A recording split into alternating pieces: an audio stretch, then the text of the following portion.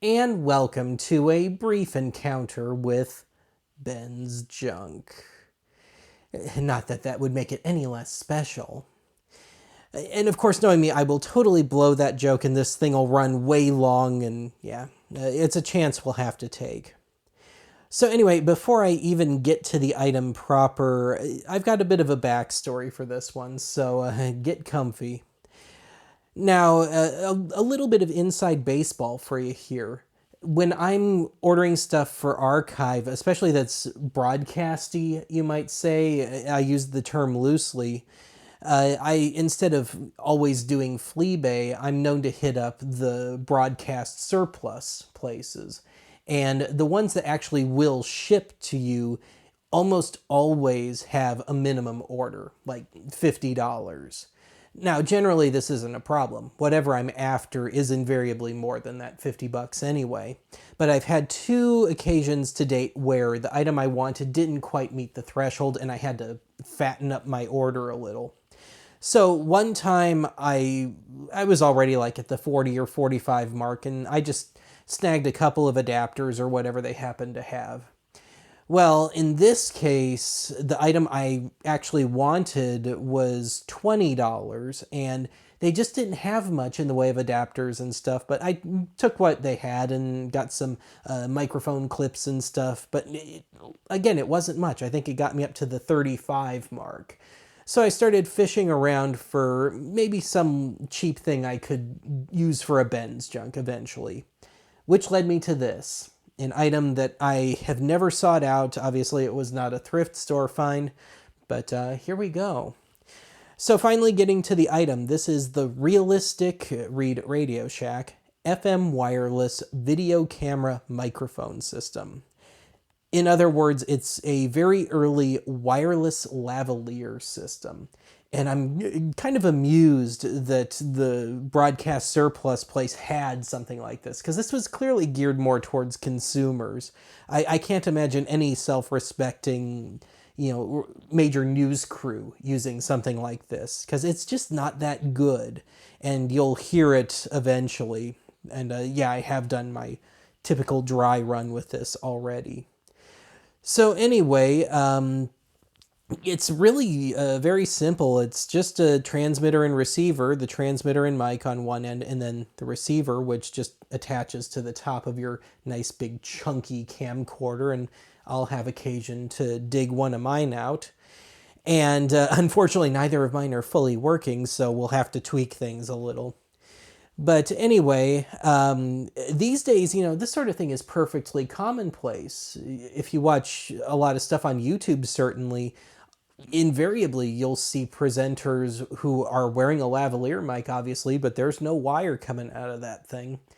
That's because they have one of the more modern setups. And I've never gotten one myself. The only ones I thought looked any good are so expensive that they're worth more than all of my regular mics combined. Now, amusingly enough, I'm wearing a lavalier right now, but it's just a normal old wired one, which is just as well. It's probably more reliable that way, and I like the one that I use. And mine was just a $20 Sony thing. So anyway, getting back to this, I can't picture even maybe a college AV group using this. It's just that wonky. But you won't know it until you see it and hear it in action. So let's take a cut here and we'll take a look at the individual parts. Well, here are the remnants of the accessories that came with this. As you can see, things are kind of rotting a little bit. But amusingly enough, my unit seems to be new old stock. All the wires still have the nice crisp machine-tied twist ties on them. But yeah, what we got here is a single earphone. And of course, it being a single mono thing, it's just a basic tip sleeve, 1/8" plug on the other side. And here's what's left of the foam, and about half of it is welded to the inside of the baggie. But yeah, there's no shielding on this whatsoever. Obviously I never bothered to take off the twist tie. I've just been using normal headphones to test any earphone part of it. Now this, you would think this would be the clip for the microphone wire to hook to your shirt, but it's about twice the size of the mic wire, and there's no spot, you know, like on this, maybe I could force it onto the corner of the plug, but that wouldn't make any sense, would it? So I'm kind of at a loss as to what the function is for that. Can't think of anywhere where it actually fits. So anyway, let's get into the main parts. So here we've got the transmitter, which is also the microphone end of things. And it couldn't be any more basic. You have an on and off switch. That's it. Everything runs on 9-volt batteries. So there's a 9-volt in here and there's a 9-volt in the receiver end of things. Now this, we got the mic. It's hardwired, so you can't really do a whole lot. And it's a pretty short leash. I'd guess around 1.5 feet. Now, I'm not a huge guy or anything. I'm 6 feet on the button.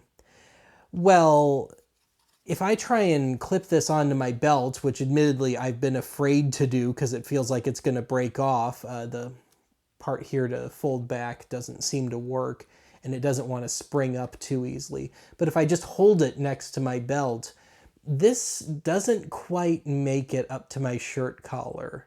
So I have to wear either a buttoned shirt and have a, you know, a pocket in that shirt and stick this in there, or I just have to carry it. Now, obviously, the clip does not work with this. That size is just a little off. So it means I have to carry the mic or try and, I don't know, tape it to my shirt or something. And getting back to the 9-volt thing, it's loosened up since I've opened this a few times now. But if I open it up, there's maybe a third of an inch of wire on the bit that you snap your 9-volt battery into. And it's a very tight fit. I'd probably have to grab a knife or something to get this back out. But the only way this fits is if you have to force the battery itself down and then pop this part on. So, yeah. Now, the frequency response is just atrocious on this thing. I would guess that the sound tops out at around 4 kilohertz. To put that in perspective, a normal microphone these days, certainly, and most playback stuff, even on a phone or something, will get you up to maybe 15. So, yeah, everything kind of sounds a bit like a phone call. And the broadcasting on this thing, I should note here that there's barely any shielding on this either, and it accepts a lot of interference. So your broadcast occurs on, call it like 49.1 FM, 49 megahertz, and there seems to be some sort of splatter or something going on, but when I use this, I am faintly picking up a local country station on 100.1 FM. So-called classic country, but their idea of classic is like 2012. So, yeah, that's a bit of an annoyance. Now, getting on to the receiver end of things, and this has a very low serial number. So, yeah. Again, I think this is from that initial run in 1988. We got the receiver here. It hooks to the top, the handle of your big chunky old camcorder. Let me grab that box again. So if you can see it right at the tip of my finger, making the big chunky camcorder that much more chunky. And yeah, you slide it on there and you tighten it down with this little guy. Of course, we need an antenna to pick up our broadcast, so we've got a roughly 1 foot telescoping antenna. Now, there's no decent volume sensitivity on this thing. There's no wheel. There's no way to really dial anything in. It's just off, low, or high, and you just kind of get what you get. And I've only done a quick dry run with this, but it seems to be fairly flat. Granted, I haven't tried to really put it to the test, and I don't think I'm going to. A lot of this feels like it's going to fall apart on me.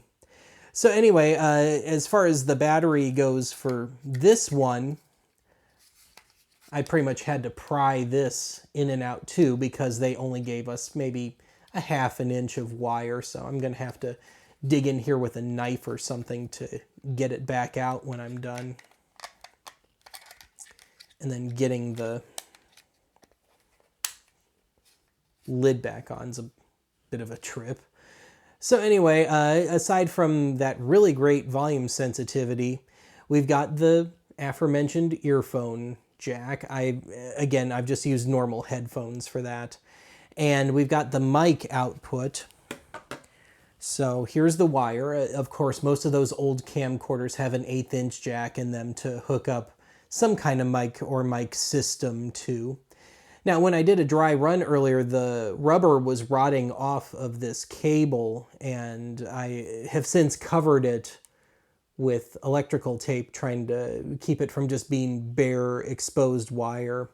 But I've noticed since then, yeah, it's kind of rotting in my hand here.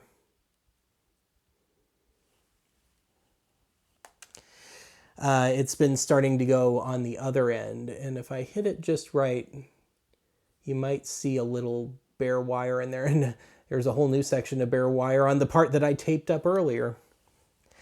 So, yeah, I don't think this thing is too terribly long for this world. And as such, I suppose I should get out my big old chunky camcorder and we'll do as much of a proper period appropriate test as we can for this thing. I should note that I do not have a fully functioning big old chunky VHS camcorder right now. I own two, and if I could put the best of the two together, I'd have a fully functioning one. But as it stands, neither of which will play completely nice. So the one I'm using, I can record on, but it will also eat the tape. So I'll show you my way around that, but let me take a cut here. I'll have everything set up and you'll see everything, and we'll do the demo thing and we'll call it a day. All right, before we get started here, I figured I'd better give a rundown of the setup. So we've got one of my two full-sized VHS camcorders, not fully functional. I'll show you my way around that in just a bit. And hooked up to the top, because most of these things have a little thingy on the handle. Attached, we've got the receiver for our microphone system, antenna fully extended, about 1 foot. And then it's hooked up to the input on the camcorder, which of course temporarily renders the built-in mic, worthless. It just shuts it off. And yeah, my homemade windscreen there. So anyway, the camera is pointed at, and there is no significance to this copy of Duane Allman, an anthology. And the only reason it's there is I've been digging through my CDs and DVDs lately and taking out all the really scratched ones that I want to take to the video game store to get resurfaced, and this just happens to be one of them. And it's a nice big thick double CD, so I don't have to worry about it flopping over on me. Anyway, getting back to our setup, we've got the transmitter here, which I will wear, and of course it's got the microphone. And I'm going to do 2 tests. One, I'm going to do just a basic test. Now, it's 40 inches from the lens of the camcorder to the Duane Allman CD. So I'll kind of half insert myself in the shot, I guess, and do a basic would-be test, as someone might have normally done at the time. And then the second test I'm going to do is I'm going to take a little walk with this sucker. And my longest headphone setup is about 25 feet. And I was able to walk all 25 feet and still hear myself. So I'm gonna go over the entire 50-ish feet I have at my disposal and see if I'm still audible that far out. But I won't know that myself until I look at the footage later. So anyway, as I mentioned, I cannot record on this thing right now. So in lieu of that, we're running out to my DVD recorder, which will be doing the recording. And yeah, there was a decade or so where VHS and DVD were coexisting, so close enough to period appropriate. And then just for quick and easy monitoring, everything's running to my PVM. So anyway, I'll take a cut here and we'll start doing those tests.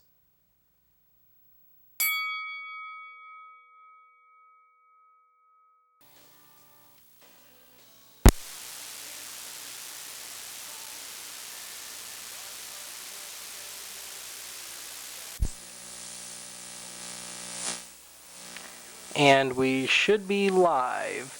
Now, I've got the sensitivity all the way up on everything here, so I'm going to intentionally keep it very understated vocally because I have no way of knowing if this is going to be blown out or not. So anyway, I stuck the transmitter in my shirt pocket because I'm too tall. I can't manage the microphone and wear the thing per se. So anyway, I normally don't appear in these things, especially a Ben's junk, but just to prove that I exist, yep, there I am. Yeah, just to show that everything's live here, no trickery. I'm not that clever. So anyway, I guess that's test number 1. Again, about 3.5 feet from the lens and by turn from the receiver. And so, yeah, let's just dive right into test number 2, where I take a little walk. I've got about 50 feet at my disposal, and let's just go for it.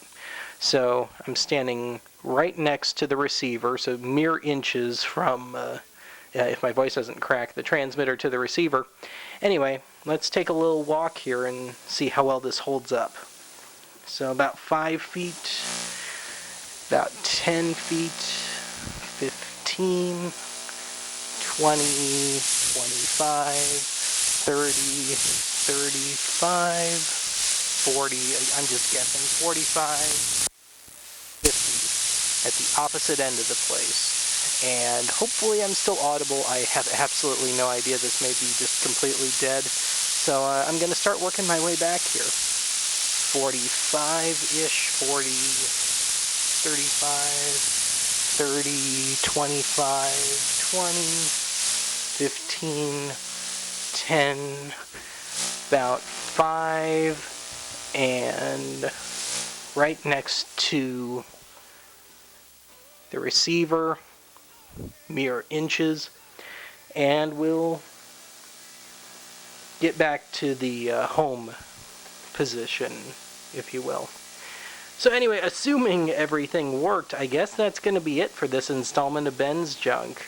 And assuming that it is, I'll talk to you again soon.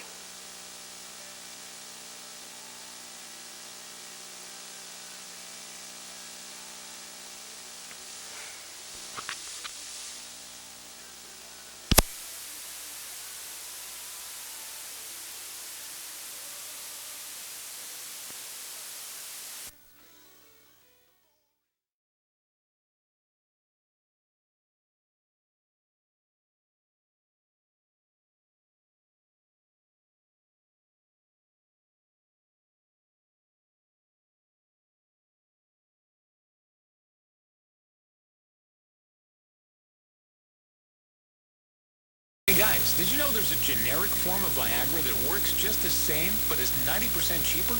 And you can get it online? Just go to 4hims.com/joy. At Hims, you'll get a free medical consultation, discreet shipping if prescribed, a 100% online process, and trusted generic alternatives to the biggest brands.